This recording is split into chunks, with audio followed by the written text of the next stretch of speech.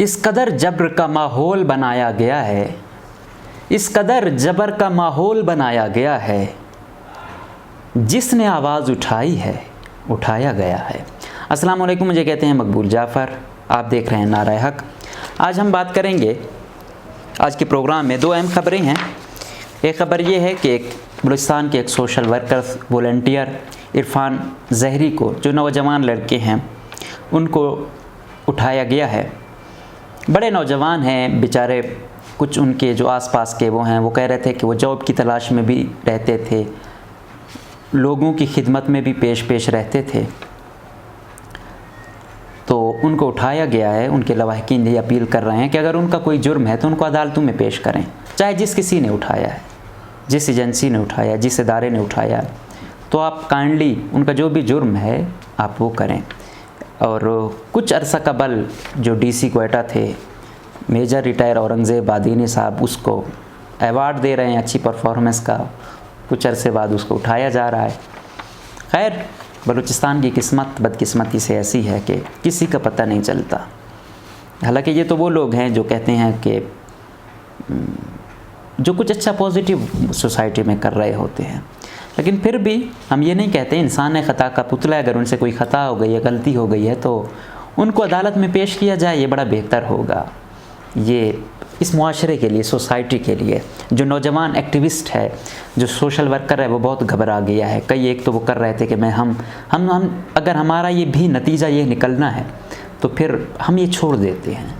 तो पहले इस मुर्दा सोसाइटी में चंद लोग हैं जो थोड़ी बहुत जुस्तजू कर रहे हैं, काम कर रहे हैं। तो मैं तमाम इदारों से गुजारिश करूंगा कि काइंडली नज़रसानी करें और इन लोगों का जो जुर्म अगर है भी तो अदालत में पेश करें। अगर गलती हो गई है तो इनको रिलीज़ करें, ताकि इनके दोस्तों, इनके ख़ानदान वालों को, जिनको जो अजियत मिल रही है। तो मैं देख रहा था इसके, चलो हमारे जैसा या दूसरे वाला वो तो अलग बात है, जो लोग बड़े करीबी समझे जाते हैं ताकतवर हलकों के, वो भी इनके लिए ट्वीट्स कर रहे हैं। तो आप उनकी सुन लें, अगर हमारी नहीं सुनते हैं तो उनको काइंडली रिलीज़ करें। जो दूसरी खबर है वो कैच यानी तुरबत में आस्कानी बाज़ार वाक़या है, जहाँ पर एक खातून जाँ बहक हुई हैं, उनको गोली लगी है। वो अपने लवाहिकीन के साथ कोई लकड़ियों वगैरह के लिए जा रही थी। बताया जा रहा है इससे पहले कि पहाड़ों शहाड़ों में रहते थे, तो वहाँ पर भी सिक्योरिटी फोर्सेस वालों ने कहा कि भाई आप यहाँ पे जो है ना, जो अस्करियत पसंद हैं वो आते हैं आपके घरों से, खाने खाते हैं, या यहाँ से उनको कोई भी वो मिलता है, तो ये बेहतर यही है आपके लिए भी, हमारे लिए, कि आप किसी और जगह पर चले जाएं। तो ज़रा के मुताबिक वो नीचे गए, और जगह पर गए थे, कोई टेंट वेंट लगाए थे, अपना झोंपड़ी वगैरह थी, तो अपना कुछ सिस्टम ज़िंदगी का जो वो है वो चला रहे थे। लेकिन अब जो हिसाब किताब है कि इनको जो वो किया गया, तो ये इल्ज़ाम लगा रहे हैं सिक्योरिटी फोर्सेस पर। सिक्योरिटी फोर्सेस वाले कह रहे हैं कि इससे हमारा कोई लिंक नहीं है। जो डीसी तुरबत हैं, तो उन्होंने भी यही कहा है कि जो सिक्योरिटी फोर्सेस वाले लवाहिकीन ये इल्ज़ाम लगा रहे हैं कि इन्होंने मारा है, लेकिन जो फोर्सेस का नाका है वो 3-3.5 किलोमीटर दूर है जहाँ पर ये वाक़या हुआ है। और अगर ये कहते हैं कि उन्होंने मारा है, तो एफसी समेत कोई भी फोर्स ऐसे नहीं है जिसके पास कोई ऐसी बंदूक या कोई ऐसी गन हो जो इतने लंबे उससे हिट कर सके।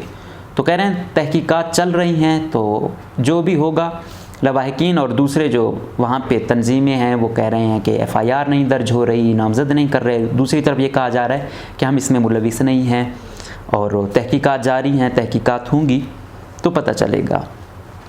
तो 2-3 बातें यहाँ पे और वो करेंगे, अल्लाह करे ऐसा ही हो, सिक्योरिटी फोर्सेस वाले हमारे ना हो जाता है समटाइम्स, बदकिस्मती है। बलूचिस्तान में ये कोई पहला ऐसा वाक़या नहीं है, इससे पहले हयात बलोच या दूसरे भी ऐसे होते रहे हैं। लेकिन 2-3 चीज़ें हैं कि जो भी मतलब इन एरियाज़ में होता है, ये सिक्योरिटी ज़ोन है, तो इसमें हर एक ख़तरे में होता है। उनकी नफ्सियात पे काम किया जाना चाहिए, चाहे सिक्योरिटी वाले भी हों, तो उनको जहाँ पे इतनी अच्छी ट्रेनिंग दी जाती है, कमांडो ट्रेनिंग दी जाती है एफसी वालों को, वहीं पर साथ साथ उनकी जो साइकोलॉजिकल ट्रेनिंग है उनको भी वो करें, ताकि गोली चलाने का भी एक मतलब आखिरी होता है कि, और दूसरा ख़ातून पर चलाना एक समझ नहीं आती किसी ने किया है, किसकी साजिश है या ये, क्योंकि हम जितना भी कहें, जितना भी बुरा कहें, बहुत कम मैं समझता हूँ कि हमारी फोर्सेस किसी खातून को ऐसे मार देंगी। तो मैं उम्मीद करूँगा कि और यही मेरी वो भी होगी कि ऐसे उससे जितना हो सके अवॉइड किया जाए और उनकी नफ्सियाती ट्रेनिंग ऐसी की जाए कि पता चले कि नहीं, ऐसा नहीं है। और साथ साथ जो भी इसमें मुलविस हो उसको वो करें। क्योंकि अगर एक शख्स की ये गलती है तो ये पूरे इदारे पर ना आए, उस शख्स को पेश किया जाना चाहिए। अगर ऐसा नहीं करेंगे तो फिर अगर कोई इदारा इसमें वाकई वो होता है तो वो उसको हैंड ओवर कर दे, या जो भी अदालतें हैं, पाकिस्तानी कानून है वो उसके मुताबिक चलेगा। जो सज़ा एक दूसरे के लिए बनती है उसको भी वही मिलेगी। तो मैं उम्मीद करूँगा कि इन तमाम चीज़ों की एक फैक्ट्स एंड फाइंडिंग रिपोर्ट होगी जिस पर लवाहिकीन तमाम को एतमाद में लिया जाएगा। एक से बढ़ के एक इदारा है हमारे पास, एक से अच्छी एजेंसी है, वो सब वो कर सकते हैं। उनको पता हो सकता है कहाँ कौन सी गोली है, कहाँ से कितने फासले से हिट हुई है। तो ज़रूरी नहीं है ये हूँ, दूसरी तरफ से भी हो सकता है। तो दोनों वो हैं। कहने का यही तहकीकात मुकम्मल हूँ। आम लोगों को, जो वहाँ की सियासी लोग हैं, उनको भी शामिल किया जाए, देखा जाए जो एहतजाज कर रहे हैं उनको भी एतमाद में लिया जाए, उनको भी कमेटी में शामिल किया जाए।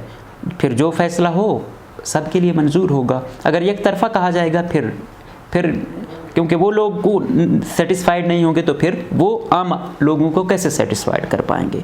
तो मैं उम्मीद करूँगा कि उन लोगों को रिहा किया जाएगा और इस केस की हतमी रिपोर्ट पेश की जाएगी और वाकई हमें नज़र आएगा कि ये रियासत तमाम लोगों के लिए एक जैसा कानून रखती है, एक सिक्योरिटी फोर्सेस तमाम लोगों के लिए एक जैसी हैं।